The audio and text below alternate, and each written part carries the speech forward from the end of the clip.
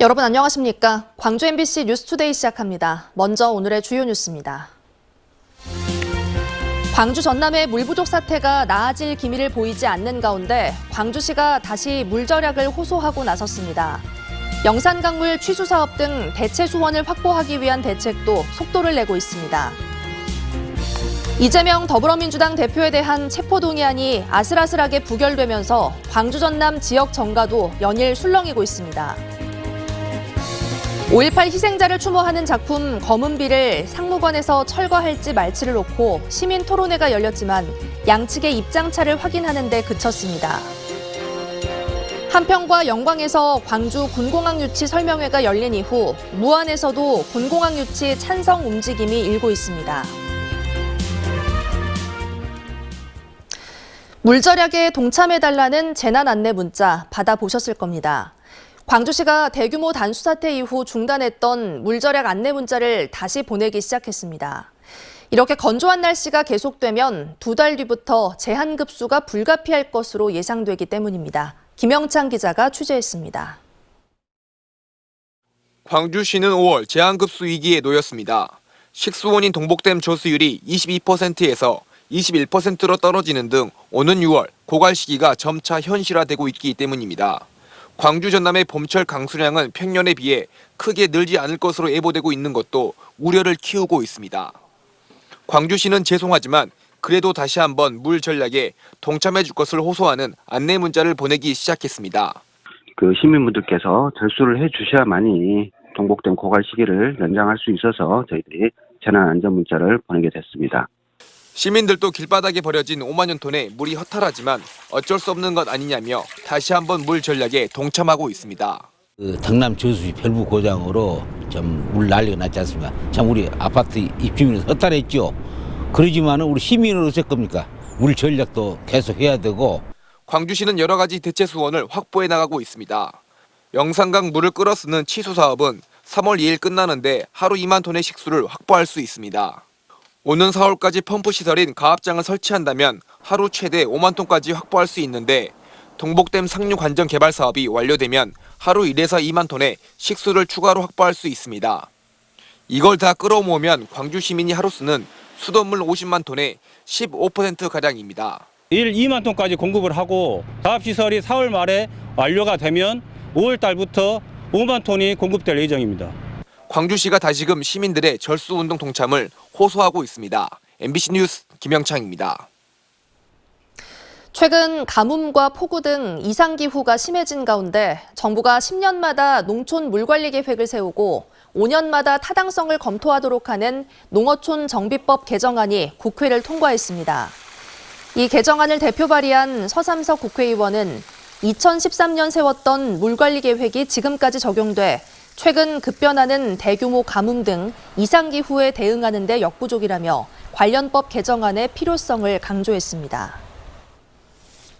3일절인 오늘 낮까지 날이 흐리겠습니다. 현재 레이더 영상 보시면 비구름대가 서서히 다가오고 있는 모습 확인할 수 있는데요. 비구름대는 점차 북동진하면서 우리 지역에 약한 비를 뿌리겠습니다.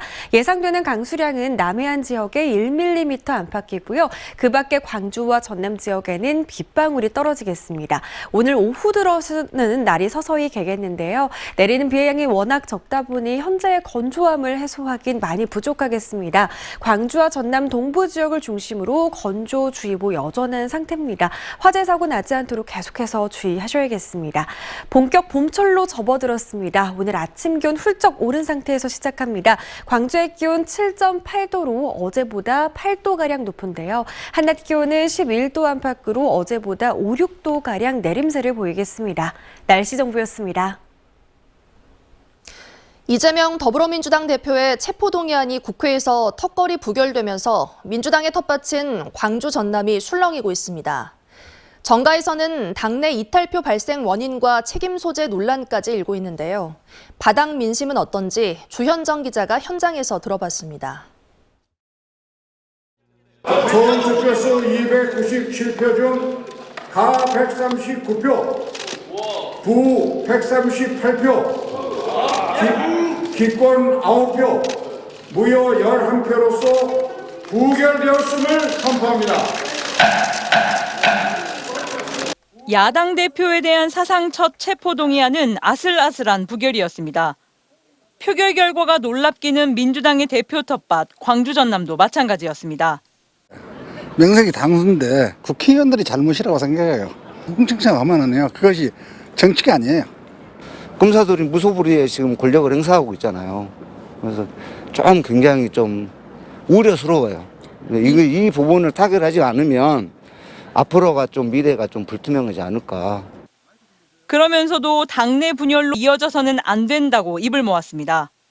정치 혐오로 이어져 가지고 재주 있는 사람, 능력 있는 사람, 유능한 사람이 정치를 안 하게 되거든요. 당권 분쟁이나 아니면 권력, 정치나 이런 점에서 저렇게 내분이 된다는 것은 저는 안 좋다고 봐요. 앞서 한국갤럽이 이 대표 영장 청구 적절성을 조사한 자체 여론조사에서도 광주와 전남은 전국 평균보다 무려 31%포인트나 높은 72%의 응답률로 부적절하다는 민심을 표출한 바 있습니다. 정치가 집중해야 할 분야는 정쟁이 아니라 따로 있다는 목소리도 적지 않았습니다. 청년들도 많이 힘든데 정치에서 많이 이렇게 막 싸우시고 그런 논쟁들이 굉장히 많아서 보는 사람 입장에서는 조금 학생들은 크게 관심을 못 갖는 것 같습니다. 청년들이 취업이나 대학에 대한 방안을 좀 더 구체적으로 해결 방안을 내줬으면 좋겠다고 생각합니다. 한편 지역 정가도 술렁였습니다. 민주당 시도당 사무실에는 이탈표를 조사하고 대책을 강구하라는 당원들의 민원이 빗발쳤고 권리당원 게시판과 각종 커뮤니티에는 낙선 명단이라는 제목의 확인되지 않은 이탈표 추정 국회의원들의 명단이 나돌기도 했습니다. MBC 뉴스 주현정입니다. 그동안 꿈쩍 않던 무안에서도 군공항 유치 목소리가 나오고 있습니다.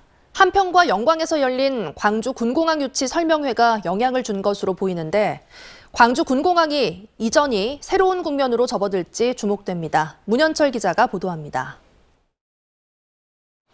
무안 곳곳에 내걸린 광주 군공항 이전 반대 현수막과 광고탑입니다. 무안군과 군민대책위원회가 군공항 이전 반대 운동을 수년째 전개하고 있습니다. 귀를 찌르는 듯한 소음 피해가 불가피하고 무안의 미래 성장 또한 족쇄처럼 옥죄일 것이라고 주장하고 있습니다. 강주시가 그분들이 좋은 것 같으면 다른 지자체 넘길 방향이 아니에요. 나쁘니까 넘기는 거예요. 근데 나쁜 것을 저희들이 받아가지고 전체 우리 국민한테 큰 피해가 온다고 하면은 이처럼 군공항 이전 반대 여론이 주류였던 무안지역 내 분위기가 최근 달라지고 있습니다. 한평과 영광에서 군공항 유치 움직임이 본격화되면서 무안 내 찬성 주민들도 제 목소리를 내기 시작했습니다.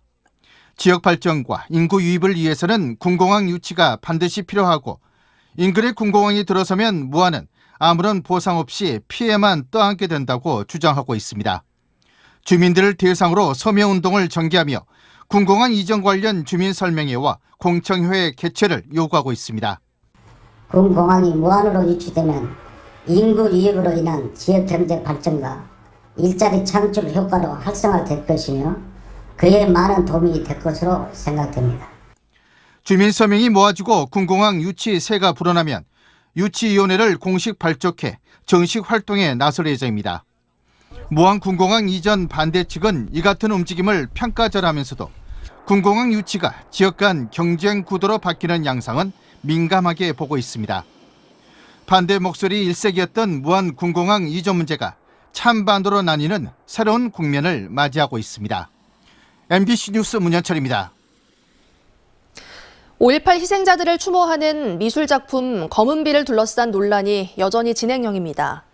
계속 상무관에 둬야 한다, 다른 곳으로 옮겨야 한다는 주장이 팽팽히 맞서고 있는데요. 이 문제를 두고 시민 토론회가 열렸는데 양측의 시각차가 분명했습니다. 보도에 이다현 기자입니다. 정영창 작가가 5.18 38주년을 맞아 만든 대형 미술작품 검은비, 유화물감을 칠한 쌀알로 만든 5.18 희생자 추모비입니다. 지난 2018년 처음 상무관에 전시된 이후 두 차례 거듭 전시됐고 지난 2020년 7월을 끝으로 약속된 전시 기간이 모두 끝났습니다. 하지만 그로부터 2년이 넘도록 존치냐 철거냐를 둔 갈등이 풀리지 않고 있습니다. 공론화를 위해 열린 시민토론회에서도 양측의 시각차는 분명하게 드러났습니다. 상무관에 계속 둬야 한다는 측에서는 작품의 가치와 의미를 강조했습니다. 정말 울고 싶을 때 울 수 있는 곳, 상무관은 통곡할 수 있는 곳이고 씻김의 장소라고 생각합니다. 검은비가 상무관에 남아있으면서 광주 시민뿐만 아니라 전 세계인들에게 추모의 공간을 제공해줘야 한다는 겁니다. 광주 상무관은 이행각서보다 추모비가 더 필요한 공간입니다. 하지만 검은비의 작품성보다는 원형 복원이 더 중요하다는 주장도 강력합니다. 목매였던 그 자리, 눈물로 참으로 압이 안 배었던 그 자리, 받침만 나도 틀리지 말고 그대로 보고를 해주라. 우리 소원은 그것이다. 무엇보다도 계약 내용대로 작품을 제때 회수하는 게 형평성 측면에서도 타당하다는 지적이 나왔습니다. 이 검은비하고 어떤 차이가 있어서 누구는 철거하고 누구는 철거 안 하는지 더 이상 이런 논쟁은 없어야 되고. 토론회 당일에는 입장차가 좁혀지지는 못했습니다. 광주시는 추가 토론회나 시민투표를 거쳐야 한다는 의견 등에 대해서도 검토할 계획입니다. MBC 뉴스 이다현입니다. 전남 장애인 차별철폐연대는 기자회견을 열고 최근 주택 화재로 중증 장애인이 숨진 사고에 대한 담양군의 사과를 촉구했습니다.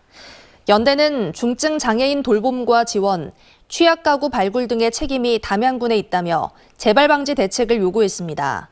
지난 18일 자정쯤 담양 대덕면의 한 주택에서 불이 나 집안에 있던 40대 지체 지적장애인 조 씨가 숨진 채 발견됐습니다.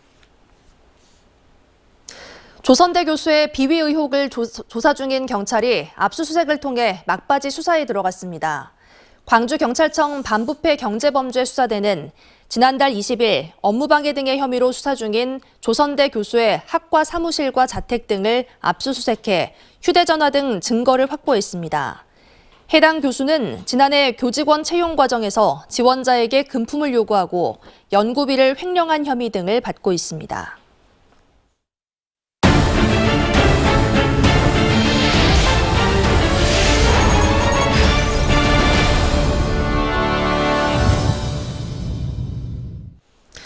목포 근대역사문화공간 조성 사업이 졸속 추진됐지만 국비와 도비 예산은 그동안 꼬박꼬박 지원되어 왔습니다.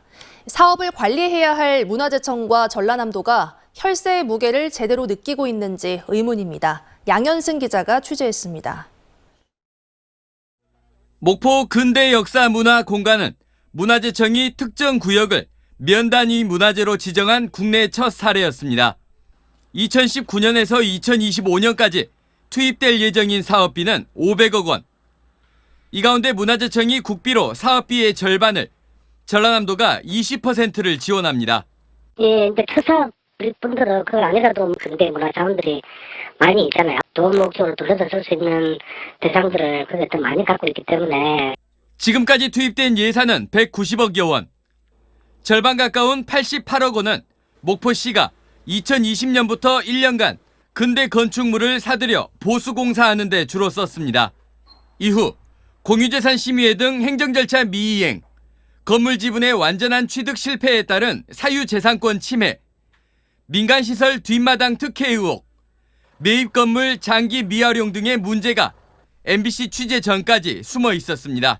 각 부서들하고 이렇게 협의를 해가지고 더 좋은 방법들을 지금 찾아내려고 지금 하고 있는 중입니다. 대부분 문화재청 승인 아래 건물 매입이 이뤄진 2021년 이후 발생한 문제들. 사업 추진이 부진하고 행정행위가 부적절하고 결과물도 계획과 다른데 이상하리만큼 국비와 도비 예산 134억 원은 꼬박꼬박 교부됐습니다. 현장 점검의 실효성이 의문입니다.